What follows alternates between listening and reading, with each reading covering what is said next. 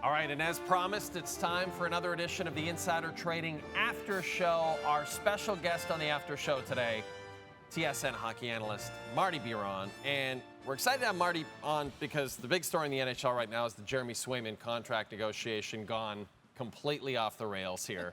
Cam Neely just lighting a fire on the whole situation by saying essentially that the Swayman camp turned down $64 million. Louis Gross, Swayman's agent, saying that's not true. That number was never offered.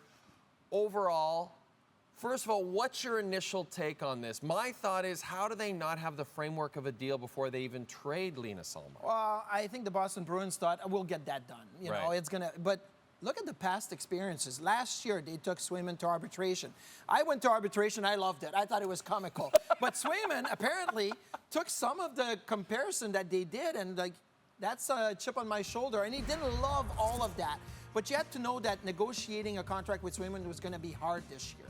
And Don Sweeney, I don't know that really calculated the whole trading Ullmark, and now Cam Neely's getting involved in it, and he seems angry about it. And he said, I'd have 64 million reasons to be in camp. That's a whole hockey saying when you owe somebody money.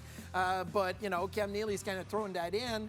Look, are they close? I think they're close, but now it's not about the money. It's about the principle of how you dealt, are you treating me, how you're dealing with the situation. And I think that Swayman, I mean, if it doesn't get done this week, like, we're going to wait a long time because I think they're getting close with the number, but it's about the principle of the thing. Yeah, and I guess, like, you're a former player. If a former player like Cam Neely comes out and is that aggressive publicly, isn't that extremely, almost like a betrayal? A little bit, but what Cam Neely did, I think, was smart, as it really accelerated the process, right? Because now we're getting more information about, well, maybe they're at 62, not 64, like we're not close to.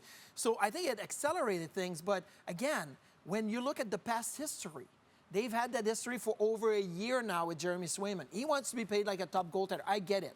I think $8 million is probably the max for me. Like, Hellebuck's 8.5, Sorokin's 8.25. I get that Shesterkin may get $11.5 million, but Shesterkin's also finishing a 4-year deal at just about 5.5. So there's some wiggle room there for Swayman to say, hey, I can make $7.5, $8 million and still be paid very, very well for a guy that's only played 44 games in a season, the most, right? That's not a 65-plus game. So I think there's somewhere in the middle that they can get to, but I don't know that they want to right now. I think they want to drag this out a little longer. It's funny, you're the second former NHL player in 2 days on the show who said that $8 million sounds like a perfectly fair number for Jeremy Swayman. So maybe. Well, the Boston Bruins have $8.5 million under the cap right now. So I say, you know what? How about $8 million to Swayman and $500,000 for incidentals? You know, when you check into the hotel, you gotta.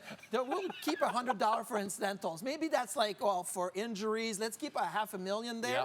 But you can't take the whole 8.5. Yeah. Like, you're gonna put the Bruins in a bad spot. There you go.